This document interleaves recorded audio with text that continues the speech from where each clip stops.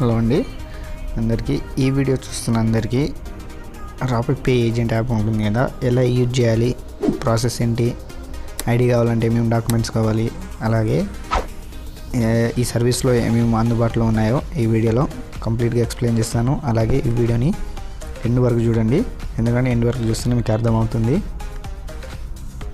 ఇక్కడ కింద రెండు ఆప్షన్స్ ఉన్నాయి కదా, login with ఆర్ఎంఎన్, login with pin number అని. మీరు మీ రిజిస్టర్ మొబైల్ నెంబర్ తోటి లాగిన్ అయ్యి ఇక్కడ కనిపిస్తుంది కదా, మీ మొబైల్ నెంబర్ ఎంటర్ చేయండి, ఇక్కడ మీ పాస్వర్డ్ ఎంటర్ చేయండి. మీకు మెసేజ్ వస్తుంది, మెసేజ్ వచ్చిన పాస్వర్డ్ తోటి లాగిన్ చేయండి. అది అలాగే ఎవరైనా కొత్త వారు ఉంటే, ఐడి తీసుకోవాలనుకునే వారు ఉంటే డిస్క్రిప్షన్లో నా నెంబర్ ఉంటుంది, కాల్ చేయండి, లేకపోతే వాట్సాప్ మెసేజ్ చేయండి, రిప్లై ఇస్తాను. 30 minutesలో ఐడి అనేది యాక్టివేట్ అయిపోతుంది, డాక్యుమెంట్స్ కరెక్ట్గా ఉంటే. అలాగే మీరు ఆల్రెడీ యూజర్ అయితే రాపిడ్ పే వాడుతున్నట్టే ఏమైనా ప్రాబ్లమ్స్ ఉంటే కింద కామెంట్ చేయండి.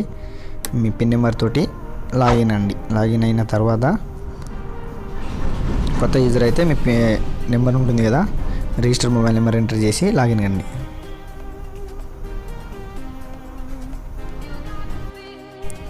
లాగిన్ అయిన తర్వాత మీకు పిన్ నెంబర్ అనేది ఫస్ట్ టైం యూజర్ అయి ఉంటే మీరు పిన్ నెంబర్ సెట్ చేసుకోంటుంది. మీరు పిన్ నెంబర్ సెట్ చేసుకోండి.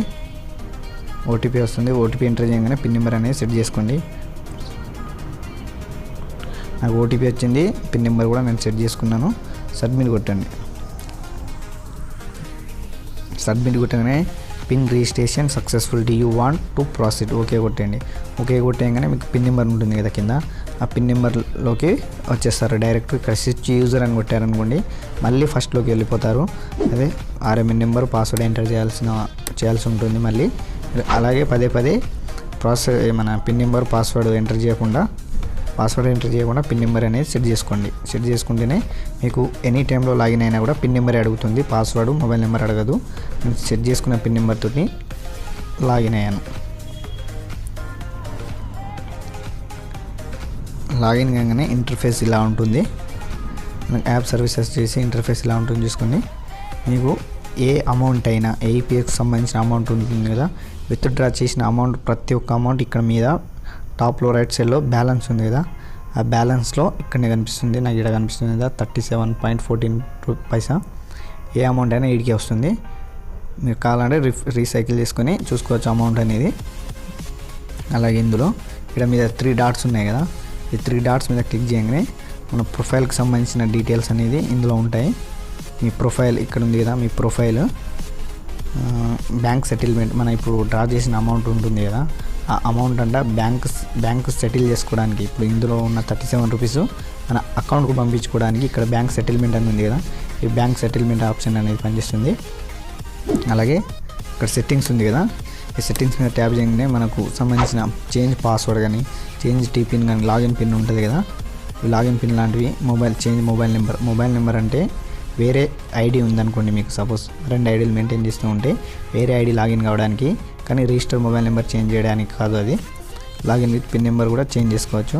అకౌంట్ డీటెయిల్స్, ఇప్పుడు మీరు ఏ అకౌంట్ అయితే మన మూటు బ్యాంక్ ఉంటుంది కదా, మన ఇప్పుడు ఇందులో ఉన్న అమౌంట్ ఏ బ్యాంకుకు వెళ్ళాలి అనేది మనం ఇక్కడ నుంచి అకౌంట్ డీటెయిల్స్ అనే ఇక్కడ నుంచి సెట్ చేసుకోవచ్చు. దాని మీద ట్యాప్ చేయగానే మీకు ఇలా 3 ఆప్షన్స్ వస్తాయి.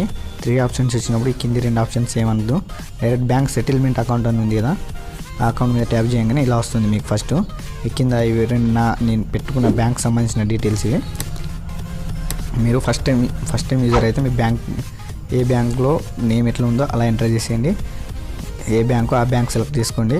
అకౌంట్ నెంబరు, ఐఎఫ్ఎస్సి కోడ్, మన ఫ్రంట్ పేజీ ఉంటుంది కదా, బ్యాంకుకి సంబంధించిన పాస్బుక్ ఫ్రంట్ పేజీ అయినా పర్లేదు.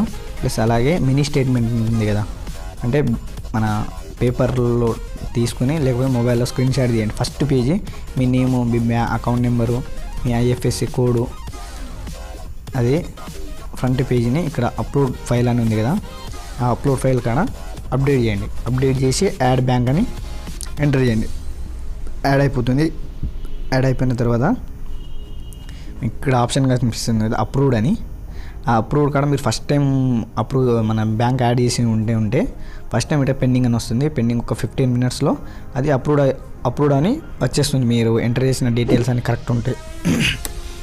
అలాగే ఈ బ్యాంక్ నేను వాడట్లేదు, డియాక్టివేట్ చేయండి అంటే డియాక్టివేట్ ఆప్షన్ ఉంది కదా, డియాక్టివేట్ చేసి ఇంకో అకౌంట్ మనకు సంబంధించిన ఇంకో అకౌంట్ అనేది యాడ్ చేసుకోవచ్చు. ఇది డియాక్టివేట్ చేసిన తర్వాతనే ఇంకో అకౌంట్ అనేది యాడ్ అవుతుంది. ఇది అప్రూవ్డ్లో ఉన్నప్పుడు యాడ్ అనేది కాదు. ఈ అకౌంట్ మనకు సంబంధించిన అమౌంట్ ఉంది కదా, ఈ అమౌంట్ 37 రూపీస్ అనేది మన అకౌంట్ ఏ అకౌంట్ పోవాలో ఆ అకౌంట్ ఇది అన్నట్టు. అలాగే మనం ఇక్కడ అకౌంట్ సంబంధించిన డీటెయిల్స్ అయిపోయాయి కదా. ఇప్పుడు మనం అకౌంట్కు మన ఎలా మూవ్ చేసుకోవాలనే ఆప్షను, ఇది బ్యాంక్ సెటిల్మెంట్ అనే ఆప్షన్ ఉంది కదా, ఇక్కడ దీని మీద ట్యాప్ చేయగానే మీరు ఏ బ్యాంక్ అయితే యాడ్ చేశారో, ఇంతకుముందు నేను చెప్పాను కదా బ్యాంక్ యాడ్ చేసిన బ్యాంక్, నేను ఏ బ్యాంక్ అంటే నా state bank of India bank add చేశాను. ఇక్కడ చూసుకున్న అకౌంట్ నెంబర్, ఐఎఫ్ఎస్సి కోడ్ ఇక్కడ కనిపిస్తూ ఉంటాయి. ఎంత అమౌంట్ ఉన్నది 36 రూపీస్ ఉంది నా దానిలో, ఇంత ట్రాన్స్ఫర్ అవుతుందని చూపిస్తుంది. దీని మీద ఇప్పుడు బ్యాంక్ మీద ఉంది కదా, బ్యాంక్ మీద ట్యాప్ చేయండి. ట్యాప్ చేయగానే మీకు 2 ఆప్షన్స్ వస్తాయి. ఇలా ఐఎంపిఎస్ అంటే ఫాస్ట్గా మన అకౌంట్కి వెళ్ళిపోతుంది, నెఫ్ట్ అంటే స్లోగా వెళ్తాయి, అంటే టైం తీసుకుంటే ఎంతో కొంత టైం తీసుకుని అనేది మన అకౌంట్కి అనేది అమౌంట్ అనేది ట్రాన్స్ఫర్ చేస్తుంది. అది ఐఎంపిఎస్ అంటే ఫాస్ట్లో వితిన్ ఏ సెకండ్లో అమౌంట్ అనేది మనకు ట్రాన్స్ఫర్ అయిపోతుంది. ఏదైనా సర్వర్ ఇష్యూ ఉన్నప్పుడు కొంచెం టైం తీసుకుంటుంది కాదు, కానీ అమౌంట్ అనేది కంపల్సరీ అకౌంట్కి అయితే వెళ్ళిపోతుంది. ఐఎంపిఎస్ మీద ట్యాప్ చేయండి. ఐఎంపిఎస్ మీద ట్యాప్ చేయగానే మనకు 36 ఇక్కడ టోటల్ ట్రాన్స్ఫర్ అమౌంట్ ఉంటుంది కదా, 36 రూపీస్ అని చూపిస్తుంది. నేను 30 అనేది ఎంటర్ చేశాను, ఓకే కొట్టాను. ఓకే కొట్టాగానే you want transfer to confirmation అడుగుతుంది. కన్ఫర్మేషన్ ఓకే ఇవ్వండి. ఓకే ఇచ్చిన తర్వాత ఇక్కడ సర్వీస్ ఛార్జ్ చూడండి, మనకి ఎక్కడ అమౌంట్ అనేది కట్ కాదు. ఇక్కడ సర్వీస్ ఛార్జ్ అనేది ఇక్కడ అమౌంట్ జిఎస్టీ డిఎస్టీ అన్నీ ఇక్కడనే కట్ అవుతుంది. ప్రతిసారి మీరు ఎంత అయితే అమౌంట్ మూవ్ చేస్తారో ఇక్కడ చూసుకోండి, మీకు ఎంత అయితే ఛార్జ్ అవుతుంది. మినిమం 4 రూపీస్ అయినా 8 రూపీస్ అయినా అయితే ఛార్జ్ పడుతుంది మీకు. ఇందులో మీరు ఏపీఎస్ విత్డ్రా చేసినందుకు 12 రూపీస్ కమిషన్ వస్తుంది. ఆ కమిషన్ అందులో నుంచే వెళ్ళిపోతుంది. మీరు అడిషనల్గా ఏం పే చేయాల్సిన అవసరం లేదు. మీరు ఇక్కడ నుంచే చూడండి, ఓకే కొట్టేస్తున్నాను. ఓకే కొట్టేయగానే అమౌంట్ అనేది కంప్లీట్గా మూవ్ అయింది. ఇప్పుడు నా అకౌంట్కు మనీ అనేది మూవ్ అయింది కాబట్టి ఇక్కడ కంప్లీటెడ్ అని వచ్చింది. చూడండి మీద మెసేజ్ కూడా వచ్చేసింది, అకౌంట్లో మనీ యాడ్ అయినట్టు. మీరు ఎందుకంటే ఇలా కొట్టినప్పుడు కన్ఫర్మేషన్ కోసం మీ అకౌంట్ ఏదైతే ఉంటుందో అది మీ దగ్గరలో ఉండాలి. లేకపోతే మీ ఫోన్లో ఫోన్పే కానీ గూగుల్ పే కానీ ఏదైనా అదర్ సర్వీసెస్ ఏమైనా వాడుతుంటే స్పాట్లో మనీ అనేది మూవ్ అయిందా కాలేదా చూసుకోవడానికి ఆప్షన్గా ఇట్లా మెసేజ్ అయినా రావచ్చు, లేకపోతే చూసుకోవడానికి వీలు ఉండేటట్టు ట్రై చేయండి. చూడండి ఇక్కడ 2 రూపీస్ అయింది, నా అమౌంట్ అనేది నా అకౌంట్కి వెళ్ళిపోయింది. మీరు ఇక్కడ నుంచే దీనికి సంబంధించిన డీటెయిల్స్ అన్ని చూసుకోవచ్చు. బ్యాంక్ సెటిల్మెంట్ ఉంది కదా, బ్యాంక్ సెటిల్మెంట్లో హిస్టరీ ఉంది కదా, హిస్టరీ అనేది ఇక్కడ నుంచి చూసుకోవచ్చు. చూడండి సక్సెస్ అయింది. ఒక్కొక్కసారి సర్వర్ ఇష్యూ ఉన్నప్పుడు మన బ్యాంక్ సర్వర్ అయినా లేకపోతే యాప్ సర్వర్ అయినా బిజీ ఉన్నప్పుడు ఇక్కడ అమౌంట్ అనేది మనకు కట్ అవుతుంది. కట్ అయ్యి ఇక్కడ పెండింగ్ వచ్చేస్తుంది. పెండింగ్ వచ్చినప్పుడు ఏం పర్లేదు, ఒక 45 మినిట్స్లో అయినా లేకపోతే 4 అవర్స్లో అయినా లేకపోతే 24 అవర్స్లో అయినా మనీ అనేది రిఫండ్ అయిపోతుంది. డైరెక్ట్ మీ అకౌంట్ కన్నా వెళ్ళిపోతుంది, లేకపోతే మన ఈ సర్వీస్ ఉంది కదా ఈ సర్వీస్ కన్నా వచ్చేస్తుంది. మీకు ఏ ప్రాబ్లం ఉండదు. ఏదైనా సమస్య ఉంటే అమౌంట్ ఎక్కువ ఉంది కట్ అయిపోయింది ఏమైనా ప్రాబ్లం ఇట్లా ఉంటే మీకు ఇక్కడ రిఫరెన్స్ నెంబర్ ఉంటుంది కదా, ఈ రిఫరెన్స్ నెంబర్ కూడా ఉంటుంది. మీరు పెండింగ్ అని వచ్చేస్తుంది. పెండింగ్ వచ్చినప్పుడు కింద ఇక్కడ మన 3 లైన్స్ మీద ట్యాప్ చేయగానే ఇక్కడ కింద కాంటాక్ట్ అస్ అని ఉంది కదా, ఈ కాంటాక్ట్ నెంబర్ మన కస్టమర్ సపోర్ట్ టీమ్ అన్నట్టు ఇది. ఈ సపోర్ట్ టీం కాల్ చేసి మీరు ఇట్లా సార్ మాది ఇట్లా అయింది, మీ మొబైల్ నెంబర్ చెప్పండి, అలాగే ఇక్కడ రిఫరెన్స్ నెంబర్ అడిగితే వాళ్ళకి చెప్పండి, వాళ్ళ ప్రాబ్లం ఏంటో చెప్పి చూస్తారు.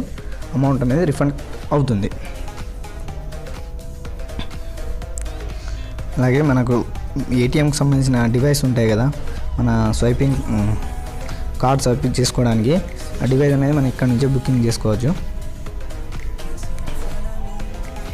ఇక్కడ ఆప్షన్ 3 డాట్స్ మీద ట్యాప్ చేయగానే డివైస్ బుకింగ్ పర్చేస్ ఉంది కదా, ఇక్కడ చూడండి ఈ ఆప్షన్ మీద ట్యాప్ చేయండి. ఆప్షన్ మీద ట్యాప్ చేయగానే ఇట్లా వస్తుంది. మనకు ఇప్పుడు నేను వాడుతున్నది రిటైలర్ ఐడి కాబట్టి ఇది మా బ్రదర్ది రిటైలర్ ఐడి నేను వాడేది.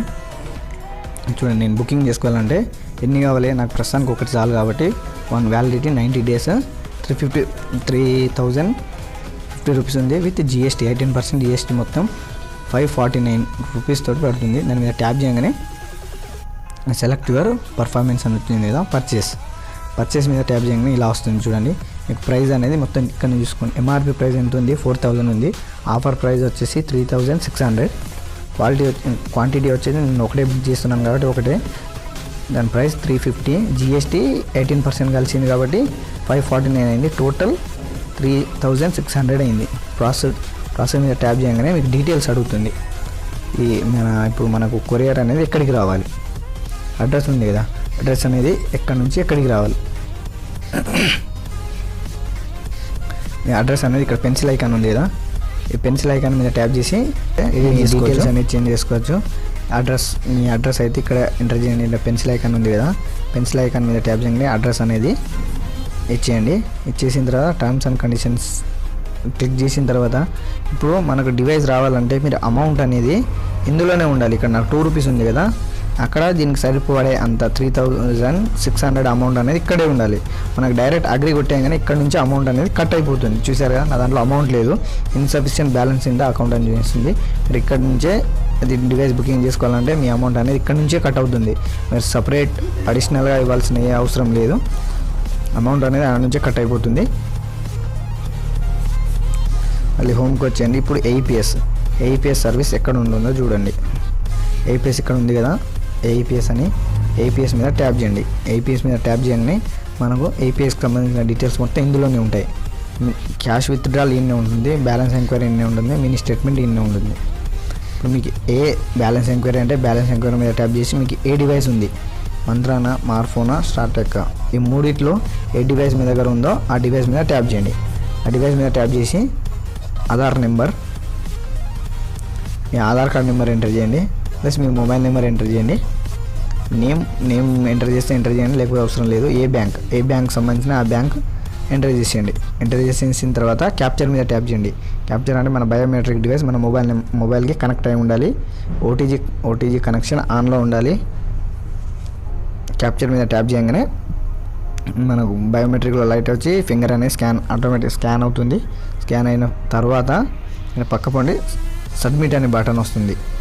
ఇలాగే సేమ్ ఇలా క్యాప్చర్ అనగానే సబ్మిట్ అనే బటన్ వస్తుంది. ఎందుకంటే ఫింగర్ అనేది సక్సెస్ఫుల్గా క్యాప్చర్ అయింది కాబట్టి సబ్మిట్ కొట్టేయగానే వాళ్ళ అకౌంట్కి మనం ఏ ట్రాన్సాక్షన్ అయితే బ్యాలెన్స్ ఎంక్వైరీ చేసామా, లేకపోతే మినీ స్టేట్మెంట్ చూసామా, క్యాష్ విత్డ్రా చేసామా, ఆ స్టేటస్ అనేది మన పాపప్లో షో అవుతూ ఉంటుంది. అలాగే దానికి సంబంధించిన ట్రాన్సాక్షన్ హిస్టరీ ఉంటుంది కదా, హిస్టరీ అనేది ఇక్కడ నుంచి చూసుకోవచ్చు. ఏ రోజుకి సంబంధించిన ట్రాన్సాక్షన్ హిస్టరీలు ఉంటాయో మీరు ఎన్ని నుంచి చూసుకోవచ్చు.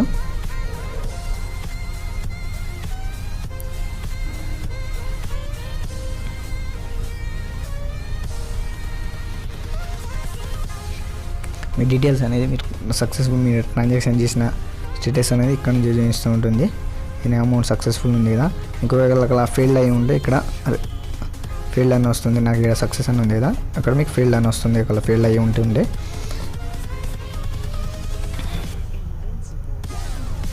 చూడండి.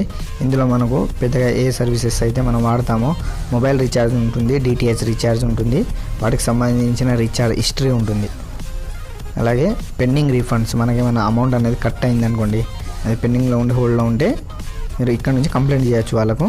ప్లస్ అలాగే ట్రాన్సాక్షన్ హిస్టరీ ఉంటుంది కదా, ట్రాన్సాక్షన్ హిస్టరీ అనేది ఈ నుంచి చూసుకోవచ్చు.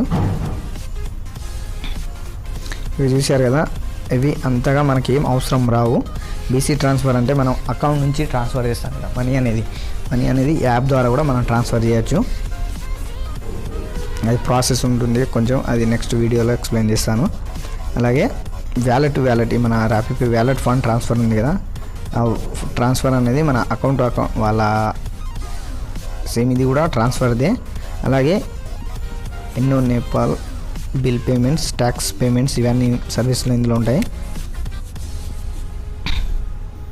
అలాగే ఇక్కడ ఉంది కదా, ఇక్కడ 4-5 ఆప్షన్లు ఉన్నాయి కదా, credit request, credit to network, Saathi to Saathi inter network అంటే ఏం లేదు. ఇందులో ఉంది కదా, మనకు మీ ఫ్రెండ్స్ కానీ మీ రిలేటివ్స్ కానీ ఈ యాప్ వాడుతున్న వాళ్ళు ఎవరైనా ఉంటే వాళ్ళ నెంబర్ ఎంటర్ చేయండి. ఇక్కడ నెంబర్ ఎంటర్ చేయగానే వాళ్ళ డీటెయిల్స్ వస్తాయి. మనకి ఇక్కడ రాపిపి వ్యాలెట్ బ్యాలెన్స్ ఉన్నాయి కదా, ఆ బ్యాలెన్స్ అనేది ఇక్కడ నుంచే వాళ్ళకి మూవ్ చేయొచ్చు. మనకి ట్రాన్స్ఫర్ అమౌంట్ ఉంది కదా, వాళ్ళకి ఇక్కడ నుంచే మూవ్ చేయొచ్చు అన్నట్టు. మీరు ఇది కూడా నెక్స్ట్ వీడియోలో ఎక్స్ప్లెయిన్ చేస్తాను, ఎందుకంటే ఇప్పుడు వీడియో అనేది లెంత్ అవుతుంది. అది యాప్ టు యాప్ అనేది ట్రాన్స్ఫర్ చేసుకోవచ్చు. ఇవి అనేది అంతగా అవసరం రావు, అవి దాని గురించి చేయకండి. అలాగే మనకు ఎక్కువగా యూజ్ చేసి ఏపీఎస్ వస్తుంది. ఇందులో తీసిన అమౌంట్ అంతా ఇక్కడ వస్తుంది. టాప్లో 2 రూపీస్ ఉంది కదా, అక్కడ వస్తుంది. మనం అక్కడ నుంచి మన అకౌంట్కి మూవ్ చేసుకోవాలంటే బ్యాంక్ సెటిల్మెంట్ ఉంది కదా, ఇంతకుముందు చేశారు కదా, నేను లైవ్లో చేసి ఉంచాను. బ్యాంక్ సెటిల్మెంట్ ఇక్కడ బ్యాంక్ వస్తుంది, దాని మీద ట్యాప్ చేసి మూవ్ చేసుకోవచ్చు. అలాగే మనం ఏ బ్యాంక్ అయితే సెట్ చేసుకోవాలో బ్యాంక్ డీటెయిల్స్ అని ఉంది కదా, బ్యాంక్ సెటిల్మెంట్ అని ఉంది కదా, ఈ సెటిల్మెంట్లో ఆప్షన్లో మనం అనేది మూవ్ చేసుకోవచ్చు. మీరు ఒక రోజులో ఇప్పుడు సపోజ్ 10,000 అమౌంట్ తీసారనుకోండి, మీకు అవసరం ఉంటే ఈవినింగ్ టైంలో కానీ మీరు ఏ టైంలో ఫ్రీ ఉంటారో ఆ టైంలో మూవ్ చేయండి. ఎందుకంటే 3 టైమ్స్ కంటే ఎక్కువ చేయొద్దు. 3 టైమ్స్ కంటే ఎక్కువ చేస్తే అమౌంట్ అనేది మీకు ఛార్జెస్ అనేది పడుతుంటాయి. అదే ఇప్పుడు 1 టైం చేశారనుకోండి, సపోజ్ నా దాంట్లో 10,000 ఉన్నాయి అనుకోండి, 10,000 ఒకటేసారి చేస్తే 4 రూపీసే నాకు పడతాయి. అలాగే మీరు 5,000 4,000 1,000 ఇట్లా మూవ్ చేశారనుకోండి, మీకు 4 రూపీస్ 5 రూపీస్ 6 రూపీస్ అట్లా ఛార్జెస్ పడకుండా కట్ అవుతూ ఉండే. అందుకనే ఎప్పుడన్నా మూవ్ చేసేటప్పుడు 1 టైం ఒకటేసారి మూవ్ చేయడానికి ప్రయత్నించండి. అలాగే ఇందులో ఏమైనా ప్రాబ్లమ్స్ ఉన్నా కానీ లేకపోతే రిటైలర్ ఐడి కావాలనుకున్నా కూడా కింద డిస్క్రిప్షన్లో నా నెంబర్ ఉంటుంది, మెసేజ్ చేయండి. అలాగే ఏమైనా ప్రాబ్లమ్స్ ఉంటే డిస్క్రిప్షన్లో ఉన్న నెంబర్కు స్క్రీన్ షాట్ తీసి సెండ్ చేయండి, లేకపోతే కామెంట్ బాక్స్లో కామెంట్ చేయండి. ఈ వీడియో కనుక నచ్చినట్లయితే లైక్ చేయండి, అలాగే సబ్స్క్రైబ్ చేయండి. మరిన్ని వీడియోలు అప్లోడ్ చేయడానికి ప్రయత్నిస్తాను. థ్యాంక్ యూ అండి.